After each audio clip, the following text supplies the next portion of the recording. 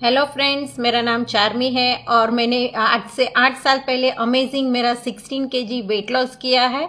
और मैं मेरी जर्नी के हिसाब से ही क्या क्या इम्प्रूवमेंट लाके हेल्थ और फिटनेस इम्प्रूव कर सकी और क्या वो आपको हेल्पफुल हो सकता है वो शेयर करने वाली हूँ। तो आज का जो टॉपिक है वो है स्लीप। हम अच्छी हेल्थ करने के लिए बहुत सारे अलग अलग एफर्ट करते हैं, वर्कआउट करते हैं, अच्छा मील गाइडलाइंस फॉलो करते हैं, पर कहीं ना कहीं हमारी पुअर स्लीप की वजह से हम हमारे हेल्थ गोल अचीव नहीं कर सकते। तो मैं मेरे ही एग्जाम्पल के साथ आपको एक्सप्लेन करने की ट्राई करूंगी कि मेरे साथ ये स्लीप का क्या सिनारियो रहा।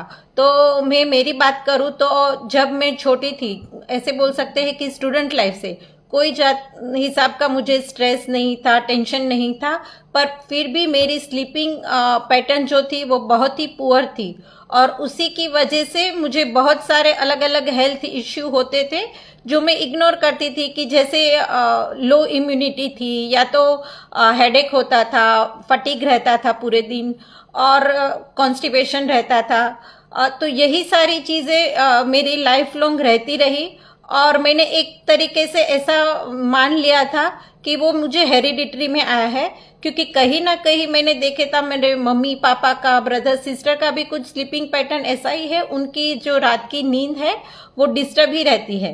तो ऐसे मैंने कभी इतना इम्पोर्टेंस नहीं दिया था, पर जब मैं मेरे वेट लॉस के लिए ये हर्बल लाइफ कम्युनिटी के साथ जुड़ी तो वो टाइम पे मेरी बहुत अच्छी मतलब फूड हैबिट्स उन्होंने की, meal guidelines, timings wise, water intake है, एक्सरसाइज रूटीन है। तो ये सारा फॉलो करते करते उन्होंने जिस तरीके से मुझे एजुकेशन दिया था ऐसे मैं फॉलो करती गई और विद इन अ वीक मैंने मेरे स्लीपिंग पैटर्न में भी बहुत अच्छे चेंजेस देखे और मुझे उसी की वजह से मतलब नींद अच्छी आने लगी और जो मेरा इरिटेटिंग नेचर था वो भी धीरे धीरे काम होने लगा। मैं सॉफ्टनेस आने लगी।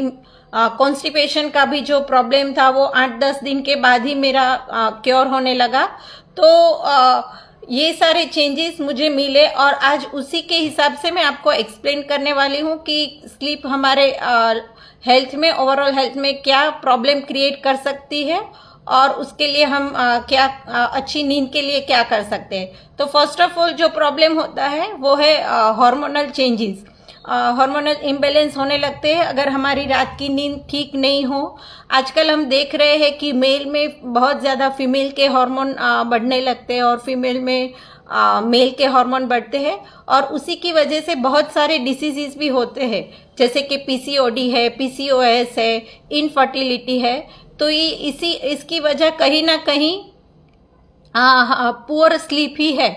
और हम हार्मोन्स की बात कर रहे हैं तो मैं यहाँ पे ज़रूर मेंशन करूँगी कि जो हमारे बॉडी में ग्रेलिन और लेप्टिन नाम के हार्मोन हैं जो हमारी हंगर और सटाइटी को कंट्रोल करते हैं और उसको हमें मतलब एक मैसेज देने का काम करते हैं। तो जो ग्रेलिन हार्मोन है ना वो बढ़ने लगता है और लेप्टिन ठीक से काम नहीं करता है और उसी की वजह से हम ओवर ईटिंग करने लगता है और ओवर ईटिंग करने की वजह से मतलब इनडाइजेशन होने लगता है, हमारे जो भी वेट गेन होने लगता है और ये सारे प्रॉब्लम्स होने लगते हैं।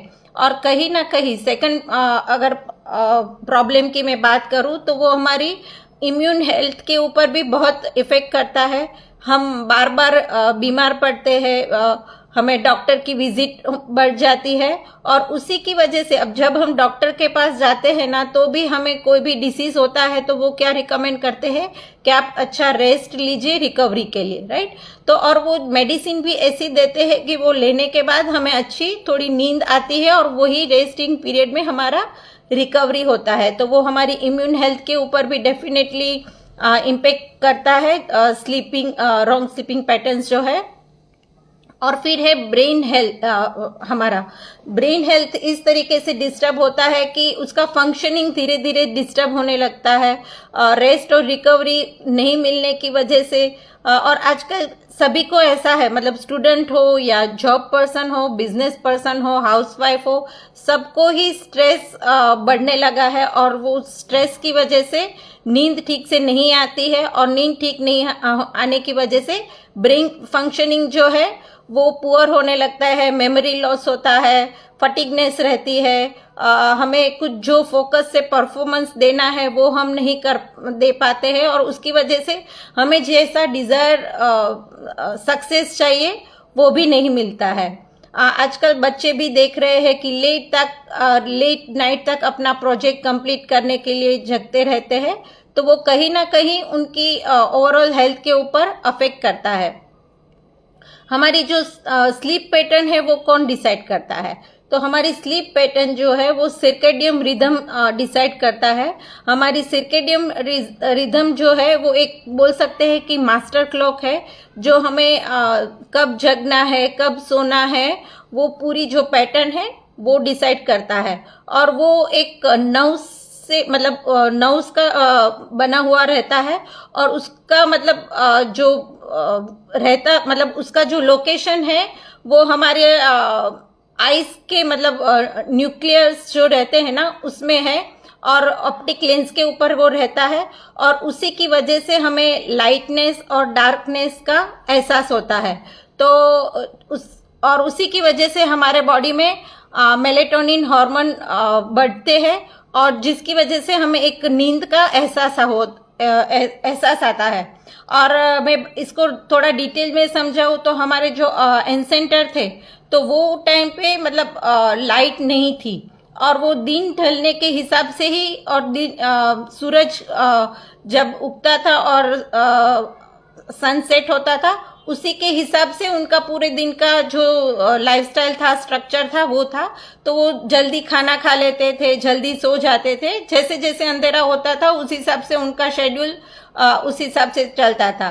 और अभी की हम जो बात करें तो इतनी सारी लाइट्स है हमारे घर में, और उसके साथ साथ मोबाइल है, टेलीविजन है, तो ये उसकी लाइट भी हमें देर रात तक मतलब उसमें एंगेज रखती है, और जो मेलेटोनिन हार्मोन है वो ठीक से रिलीज नहीं होते, और हमें नींद अच्छी नहीं आती है, और एक जो मैसेज कन्वे होना चाहिए वो प्रॉब्लम करता है।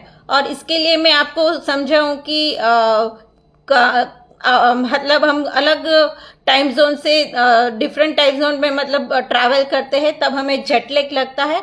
उसका रीजन भी वही है कि हमारा बॉडी को प्रॉपर मैसेज नहीं जा रहा है कि दिन कब है, रात कब है। तो हम जो टाइम जोन से आए हैं वही टाइम जोन के हिसाब से हमें नींद आती है, या तो हम जगते रहते हैं और थोड़े दिन उसको सेट होने में लगता है। तो ये जो सर्केडियम रिदम है उसका जो है डिस्टरबेंस ओवरऑल हमें लाइफस्टाइल है, वो ज़्यादा प्रेशर में हम जो रहते हैं, बहुत ज़्यादा कॉम्पिटिटिव जो हो गया है एनवायरनमेंट, वो सारी चीज़ों के वजह से सर्केडियम रिदम जो है वो डिस्टर्ब होता है, और हम उसी की वजह से ज़्यादा खाने लगते हैं, हमारे हार्मोन्स चेंज हो जाते हैं। तो और वो जो ओवर वेट मतलब सेकंड जो रीजन है, हम ओवर वेट जब होने लगते हैं तो हमारा जो रात को स्नोरिंग होने लगता है हमें, तो वो स्नोरिंग की वजह से भी हमारी नींद डिस्टर्ब होती है।